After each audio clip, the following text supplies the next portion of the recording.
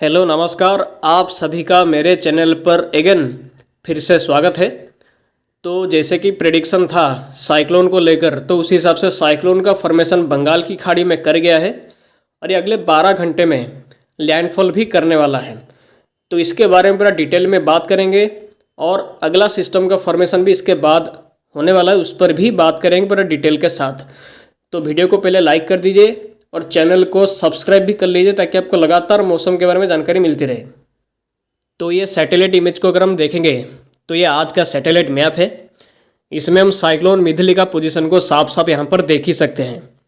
ये जो साइक्लोन है इसका नाम को मिधली रखा गया है आईएमडी की तरफ से, और ये इसके हिसाब से हम देख ही सकते हैं कि इसकी वजह से west Bengal, Bangladesh, north east India के सभी हिस्सों में और म्यांमार के हिस्सों में पूरे बादल की कंडीशंस बहुत ज़्यादा हिस्सों में दिखाई दे रही है। इसकी वजह से बारिश की कंडीशन लगातार इन सभी हिस्सों में देखने को मिल रही है। बट सबसे ज़्यादा भारी बारिश जैसी कंडीशन वेस्ट बंगाल के तटीय हिस्सों के साथ बांग्लादेश के हिस्सों में और उत्तर पूर्वी भारत के हिस्सों में हो रही है, और आने वाले 24 घंटे के अंदर और भी यहाँ पर बारिश की एक्टिविटी बढ़ेगी क्योंकि सिस्टम बहुत ही जल्द बांग्लादेश के आसपास क्रॉस करने वाला है। और ये एक साइक्लोनिक स्टॉर्म का इंटेंसिटी के साथ अब यहाँ पर इस जगह के आसपास में है। इसका विंड स्पीड करीब करीब 75 किलोमीटर के आसपास में सिस्टम के चारों तरफ है। गस्टिंग में ये 80 से 90 किलोमीटर के आसपास में इसका गस्टिंग स्पीड है, और ये इसी इंटेंसिटी के साथ ही कोस्ट को क्रॉस कर सकता है बांग्लादेश में। और ये साइक्लोन अगले 12 घंटे में यानी कि आज इवनिंग के आसपास में ये वेस्ट बंगाल के हल्दीवरी से लेकर बांग्लादेश के हातिया आइलैंड के बीच में कालापारा के आसपास और बारिशल से होते हुए ये बांग्लादेश को क्रॉस करेगा। आज है साइक्लोनिक स्टॉर्म। ये 65 से 75 गस्टिंग में 80 से 85 किलोमीटर के रफ्तार के हवा के साथ ये बांग्लादेश के कालापारा और बारिशल के आसपास लैंडफॉल करेगा, और इसकी वजह से पूरे बांग्लादेश के तटीय हिस्सों में भारी से बहुत भारी बारिश की कंडीशन लगातार अगले 12 से 24 घंटे तक देखने को मिलेगी। कई समय 200 से 300 मिलीमीटर तक रेनफॉल भी यहाँ पर हो सकती है, और वेस्ट बंगाल के भी तटीय हिस्सों में भारी से बहुत भारी बारिश हो सकती है, और विंड स्पीड भी इन सभी हिस्सों में 70 से 80 किलोमीटर तक कंटिन्यू कर सकता है लैंडफॉल के टाइम। और इसकी वजह से जो उत्तर पूर्वी भारत के हिस्सों में जो बादल की कंडीशन भी देखने को मिल रही है, इसकी वजह से उत्तर पूर्वी भारत के सभी हिस्सों में असम, मेघालय, नागालैंड, मणिपुर, मिजोरम, त्रिपुरा, इन सभी हिस्सों में आपको बारिश देखने को मिलेगी, और कुछ कुछ हिस्सों में भारी से बहुत भारी बारिश भी हो सकती है। तो इसलिए अगले 24 घंटे तक बांग्लादेश के तटीय हिस्सों में रहने वाले लोग और वेस्ट बंगाल के तटीय हिस्सों में लोगों को सतर्कता रखने की ज़रूरत है, और मच्छरों को समंदर पर अगले 48 घंटे तक जाने की अनुमति नहीं है। और अगर हम उड़ीसा के बारे में बात करें तो जैसे कि प्रेडिक्शन था पहले कि उड़ीसा में बहुत भारी बारिश हो सकती है, तटीय हिस्सों में वैसा हुआ नहीं, क्योंकि जैसे प्रेडिक्शन था पहले कि उड़ीसा के क्लोज आ सकता है काफ़ी, बट ऐसा हुआ नहीं। उड़ीसा के काफ़ी डिस्टेंस से होके जा रहा है। इसकी वजह से उड़ीसा में जैसा प्रेडिक्शन था भारी से अति भारी बारिश को लेकर, वैसा अभी हुआ नहीं है, और होने का संभावना भी अभी नहीं है, जो कि अच्छी बात है किसान भाइयों के लिए।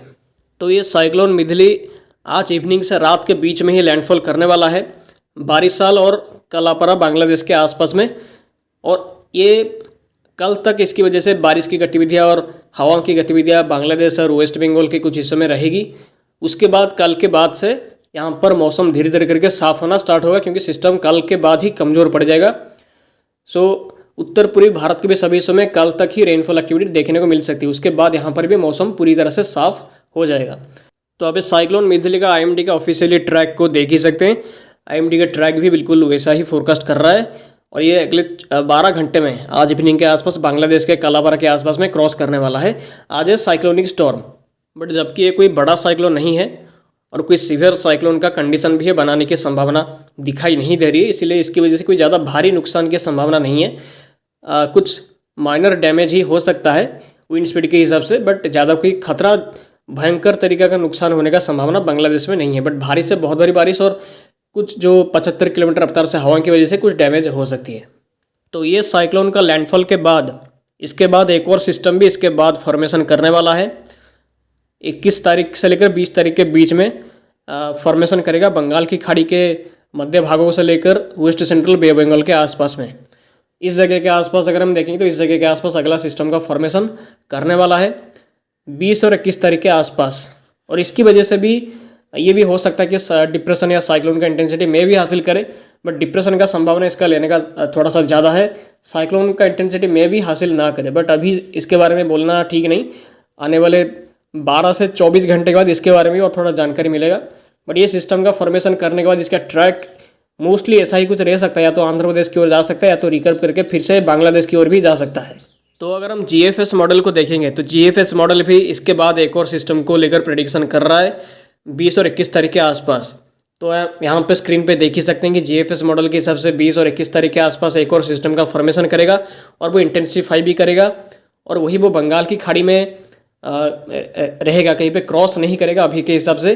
बट इसकी वजह से पूर्वी भारत में उड़ीसा, आंध्र प्रदेश, तमिलनाडु के इस समय आपको कई समय बारिश की गतिविधियाँ देखने को मिलेगी 19 से लेकर 22 तारीख के बीच में। और उसके बाद हो सकता है कि सिस्टम इंटेंसिफाई करके मे भी GFS के हिसाब से तमिलनाडु के आसपास जाके क्रॉस कर सकता है। बट ये GFS मॉडल का कहना है, बाकी सारे मॉडल्स अपना अलग अलग फोरकास्ट कर रहे हैं। ECMWF के कुछ मेंबर्स ऐसा दिखा रहे हैं कि हो सकता है कि आंध्र प्रदेश और उड़ीसा के आसपास जाके क्रॉस करे। बट अभी इसके बारे में थोड़ा सा कंफर्म नहीं है। ये आने वाले टाइम पे अगले 2 दिनों के अंदर इसके बारे में थोड़ा कंफर्मेशन मिलेगा।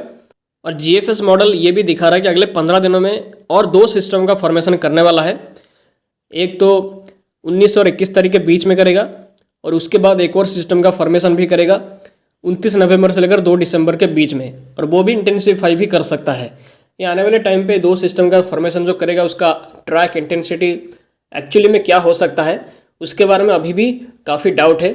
इस पर हम अगले वीडियो पे डिस्कशन करेंगे। और बाकी सारे मॉडल्स जैसे कि CMC, आइकॉन, ECMWF के साथ जो नैपजेम का मॉडल वो भी इंडिकेशन कर रहे हैं कि इसके बाद एक और सिस्टम का फॉर्मेशन करेगा और उसके बाद भी एक और सिस्टम का फॉर्मेशन भी कर सकता है। सो इसके बारे में आपको लगातार मेरे चैनल पर जानकारी मिलती रहेगी। तो इस वीडियो पे इतना ही, मिलते हैं अगले वीडियो पे। आप सभी का बहुत बहुत धन्यवाद वीडियो में आखिर तक बने रहने के लिए। आप सभी का दिन शुभ हो।